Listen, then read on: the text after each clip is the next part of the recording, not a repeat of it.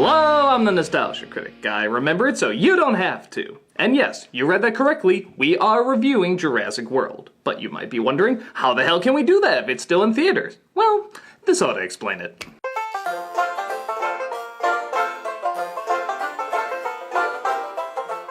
Oh, hello. I bet you're wondering why we're reviewing this movie now instead of waiting for it to come to DVD.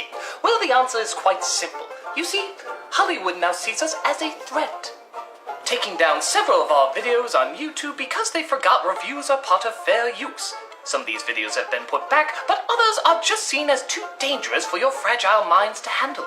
Thus, every single time we've done a Jurassic Park movie, even if we end up praising it, Hollywood has always taken it down. But Mr. Glasses, I have a question! Why, if it isn't my good friend Mr. Puppy the Puppy. What's on your mind, Mr. Puppy? Hasn't Hollywood realized that by doing this, they look incredibly desperate and unprofessional? I mean, even your reviews of bad movies have led to higher sales due to your exposure. Oh, Mr. Puppy, Hollywood has more important things to worry about than that.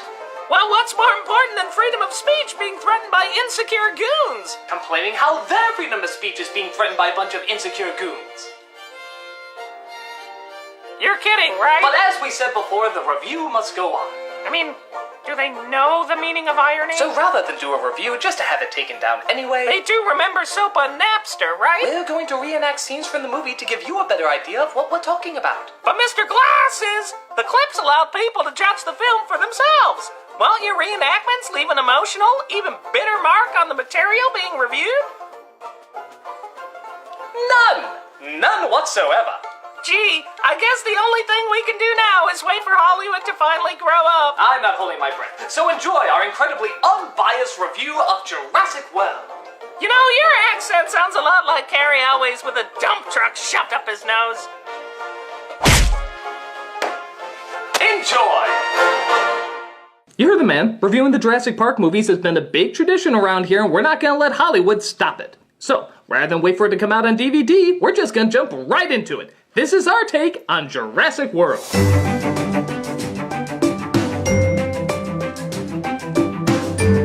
The movie opens up with our main star of the film. Not Chris Pratt as Owen, not Bryce Dallas Howard as Claire, not even really the dinosaurs. No, the star of the movie is the park. The amount of detail they put into this place is incredible. We finally see it open. It's like Disney World, only less people probably die. It's phenomenal. So, I know what you're thinking. If the park looks this good so many years after the original, imagine what the goddamn dinosaurs must look like. It's been 22 years since the first film's groundbreaking effects, so how the hell are they gonna look now? They suck. Like, wow, do they suck! It's some of the worst CG the movies have ever cranked out. They look like cardboard cutouts. No, wait, even that would have some three-dimensional qualities to them. They look like mist, like a cloud of fog in the shape of a dinosaur. There's a scene where a kid is looking at dinosaurs through a viewfinder, which, by the way, you're 13. What the fuck are you doing looking through a viewfinder? And even they look more three-dimensional than the ones in the movie. And you wanna know why? Because it was really there. It was really fucking there. I mean, okay, they're little models and they don't look very convincing, but I feel like I can touch them. I don't feel like I can touch any of these dinosaurs. I don't want to touch dinosaurs, but nevertheless, oh, shut up! I want to be able to feel like I can pet a dinosaur. That's the wonder of Jurassic Park. And here's the thing, I'm actually not anti-CGI. I mean, Ex Machina, she looked like a real robot. Madagascar totally made me believe that David Schwimmer could act. But with the other Jurassic Park movies, they use animatronics and CGI. This fools the eye. It makes it more of a grand illusion. We've gotten too used to CGI, so when we see it, we know it's CGI and we know it's not there. But here's the other weird thing. They said they use animatronics in this movie. But outside of a scene where Littlefoot's mother dies, they all look so flat and unconvincing. How can this be if they used animatronics? In my opinion, they CG'd over the animatronics. They look at the animatronics of, say, the raptors in the muzzle cages and say, you know what, I want the eyes to blink a little different or the mouth to move a little more. Let's paint CG all over that shit, and now there's a veil of fake all over what used to be believable. But I know what you're thinking. Who cares? I mean, really, in the grand scheme of things, who cares? We want to see cool dinosaurs do cool dinosaur things. Even if they look kind of fake, we want them to do cool things, right? Well, I'm gonna take that argument and store it away here for later, because trust me, that'll come back in a bit of time. But let's actually get to the story. Now that the park has been open for a while, people it seems have gotten too used to dinosaurs. Oh my god, this black chick who's a white chick is a white chick. I found somebody rude on the internet! Oh my god! No! That's right, they've actually gotten bored with them. The CEO of the park named Simon and the manager of the park named Claire tried to figure out how to fix this. We need to up the sales. I need you to make me a dinosaur so badass that if it escaped, we couldn't possibly stop it.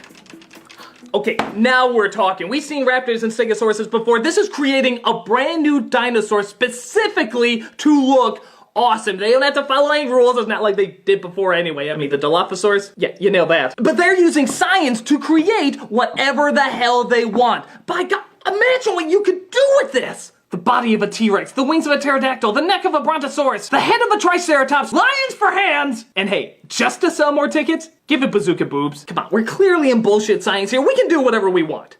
Okay, I know they're not gonna make something quite like that, but it's gonna look amazing. And they've been building it up in this movie for quite a bit. So, after tricking the security guard like an 80s prison movie, no really, he's got the sandwich and everything, what does this monstrous, terrifying, abomination of science look like? A big raptor.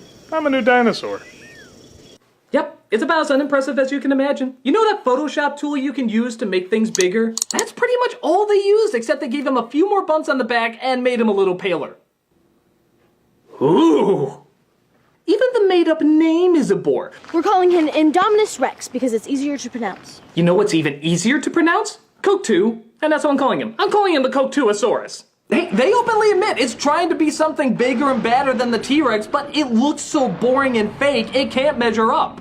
But actually, to Coke2's credit, it can do some cool things, like camouflage, lower its body heat, which, of course, the scientists have no fucking idea about. Oh my god, we've watched him from birth, kept him in captivity, and know everything there is to know about him. How can we possibly know everything there is to know about him? This is where the two kids come in because, by shit, we always need fucking kids in these movies. But to their credit, they're not that bad. It's more the idiot adults that surround them. You see, their parents are getting a divorce. Oh, yeah, sorry. So they're spending the weekend with their Aunt Claire, who's obviously a little busy herself. Hi, Claire. I just wanted to make sure the boys are okay. Oh, well, actually, they're not around me right now, so...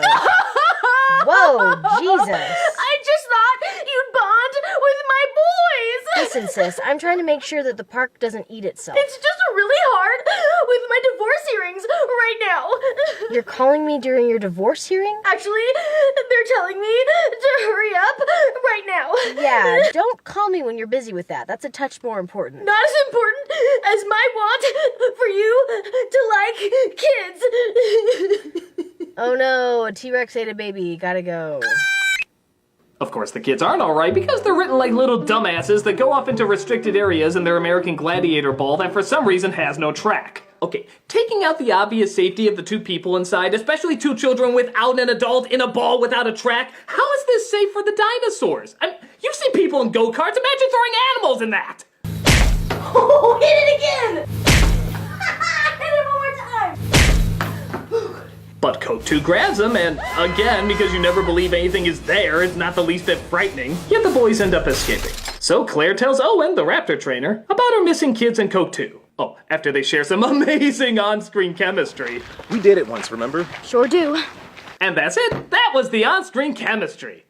On the one hand, I'm happy they didn't argue like those dysfunctional pussies in Twister, but on the other hand, why have them interested in each other at all? I mean, I'm not gonna act like the chemistry in the first film was that great, but they at least talked and hugged and smiled and shit like that. Here, they barely even look at each other. They share one kiss in the middle of the film, but then go back to acting like they're not a couple again. It's entirely pointless. I mean, fucking bizarre concept, but if you have a dude and a chick in a movie, they don't always have to hook up. I mean, if you got a romance, great, but it's not like a checklist. In Aliens, Ripley doesn't need to turn to Bishop and be like, I love you. It'd be totally out of nowhere and just wouldn't fit. And I know what you're thinking. That's as crazy as the park's CEO flying a helicopter into certain death.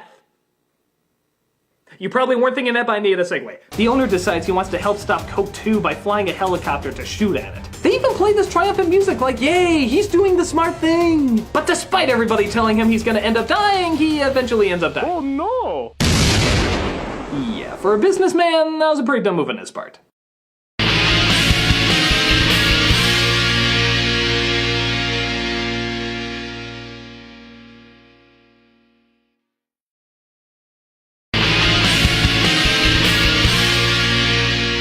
This leads to a bunch of pterodactyls being released and... Okay, remember that argument I was talking about before about having the dinosaurs only do cool stuff? Well, here, let's bring that argument back in. This is the cool stuff I'm talking about. The pterodactyls are attacking people. Why is this awesome? Because it's taking it to the next level. We've seen dinosaurs eat scientists and people with guns in the jungle, and we're sick to death of it. Here, even though it's obviously fake, it still looks really cool. They do some legitimately creative, awesome stuff. They pick up civilians, fight over them, drop them into the water, only to have other dinosaurs eat them there. It's fucking fantastic. Even Claire machine guns down one of them, saving Owen's life. But of course, the little kids are like, we want to go with you. Wow, thanks, that's really great to hear. I mean him. Fuck you little shits! If I saw my aunt machine gun down a pterodactyl, you bet I'd hide behind her skirted ass! So okay, all the people in the park are in one location, an all-you-can-eat dino buffet just waiting to be ripped to shreds. The opportunities write themselves. What terrifyingly awesome thing? Nothing! We never see those people again. They just stay in this one giant spot, this fucking salad bar of deliciousness, and we never ever touch them again. What do they do next? Well, something completely different, really new. You've never seen this in Jurassic Park movie. They go hunting dinosaurs in the jungle. Right? Right? Pushing the fucking envelope here. Because hey, remember, there's an evil scientific hybrid that needs to be stopped. Oh, I'm not talking about the dinosaur. I'm talking about Vincent D'Onofrio being successfully combined with John Malkovich and every early 90s villain ever.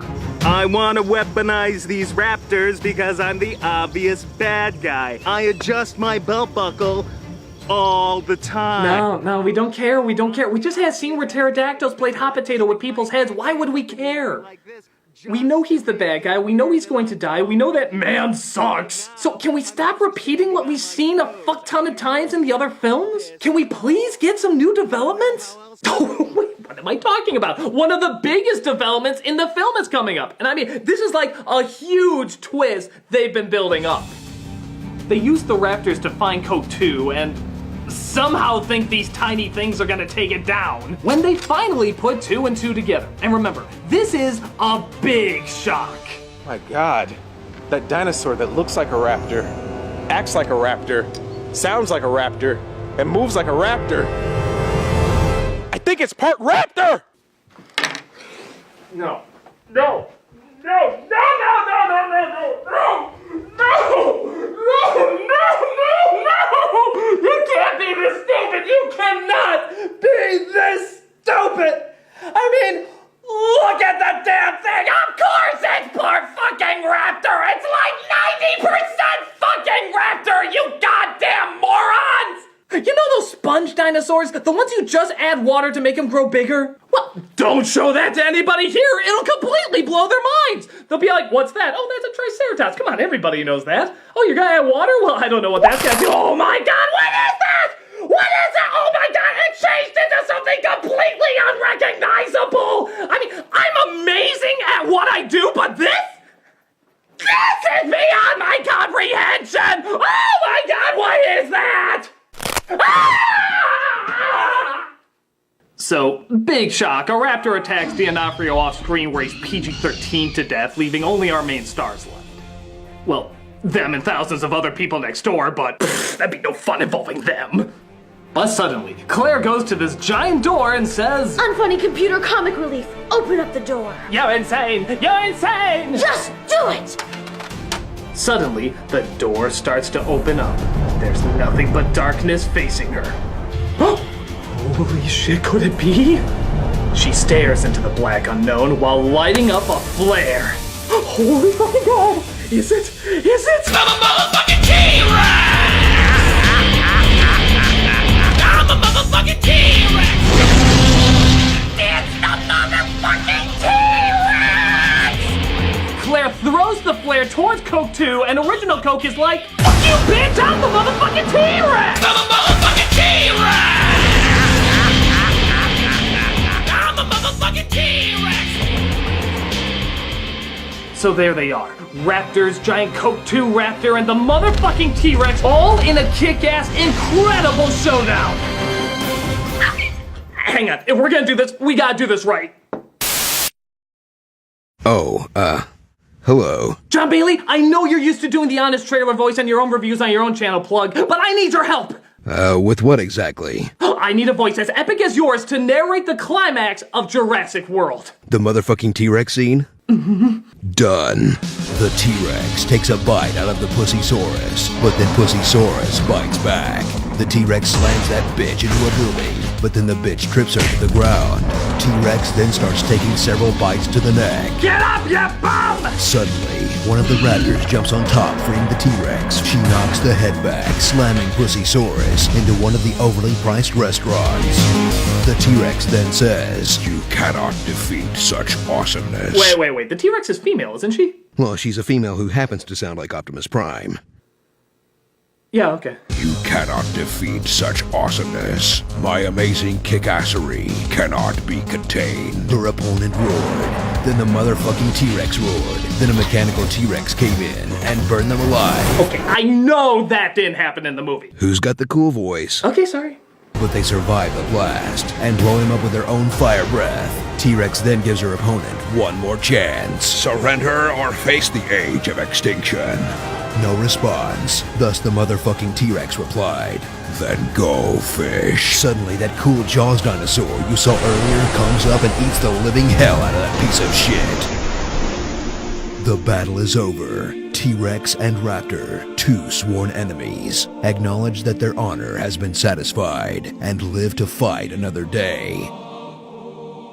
Oh, and some stuff with human characters happens, but who cares? The T-Rex climbs to the tallest building on the tallest mountain overlooking the park, lets out one more triumphant roar, turns to the camera and says, "I am a motherfucking T-Rex."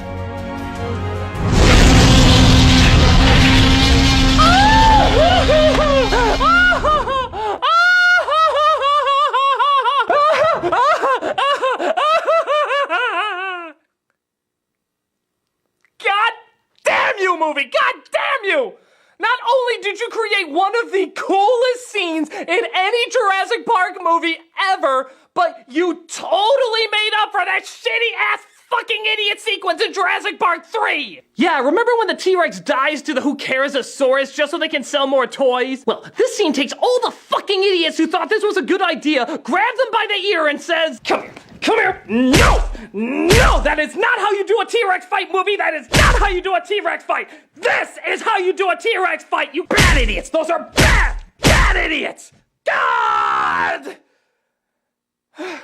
Damn it, movies! I was just about done with you! I swear, it was over! I was just about to head out the door and be like, "I'm sorry, Jurassic Park sequels. This abuse can go on no longer. You promised so many wonderful things for us, and instead you hurt me! You hurt me time and again! Well, no more. Goodbye, Jurassic Park sequels." But what if I made the greatest T-Rex fight ever? I'd say I'm falling for your bullshit all over again. Love me, Jurassic Park sequels! Yes.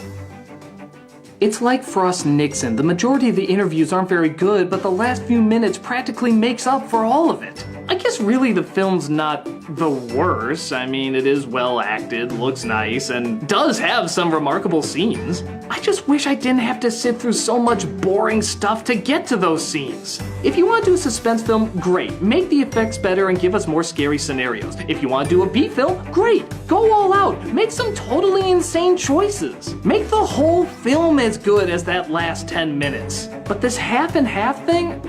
Why can't I quit you, Jurassic Park sequels? I guess as the films go, it is the second best out of all of them, but given the other two, that's not a phenomenal feat. A lot of choices they make do still piss me off, but I'm not gonna be shocked if other people like it. For a lot of people, it's stupid in all the right ways. For me, I didn't think it went far enough. Except for that ending, which, like I said, is totally worth the price of admission. Yeah, I realize this review is all over the place. Should you see it, should you not see it? But hopefully you can gauge some idea if this is the right movie for you. so, is that it then?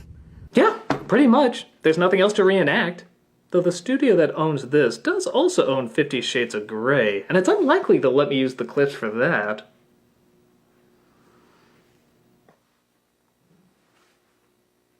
No! No! Okay, no.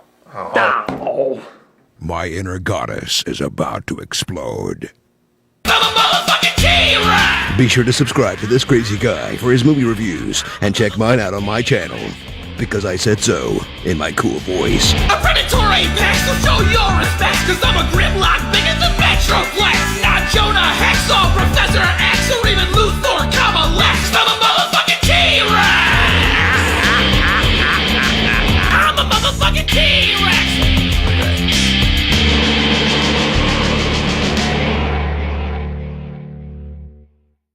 I think it's part raptor!